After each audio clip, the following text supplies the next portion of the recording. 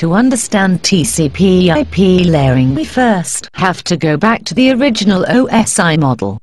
In its most basic form, OSI model divides network architecture into 7 layers. The term layer refers to a collection of similar functions that provide service to the layer above it and request service from the layer below it. If we take a close look at the OSI model, we can see that each layer is responsible for a very specific task. Some layers will take care of the reliability of the data, while others will care for its route to the destination.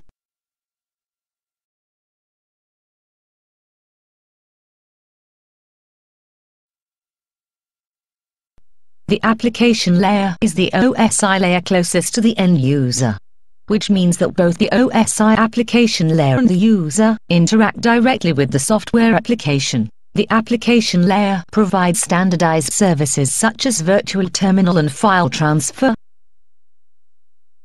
The presentation layer works to transform data into the form that the application layer can accept. This layer formats and encrypts data to be sent across a network, providing freedom from compatibility problems.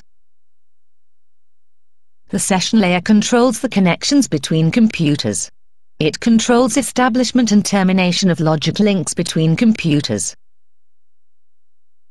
The transport layer provides reliable and sequential packet delivery through error recovery and flow control mechanisms. The network layer determines how data are transferred between network devices. It routes packets according to unique network device addresses. The data link layer defines procedures for operating the communication links.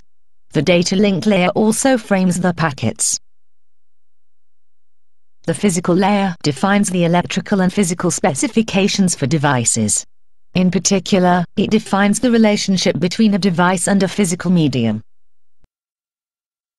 As the data traverses downwards, more pieces of information are added to the original data. These pieces of information will help our data on its journey to its destination.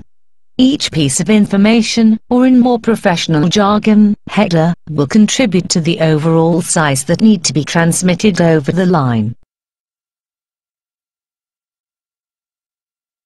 In networking, we divide the data structure into 2 parts. The payload, which is the actual data, and overhead, which is the headers contributed by the different layers. More overhead means a bigger data structure that need to be transmitted. On the other hand, the more overhead, the more reliable the transmission will be.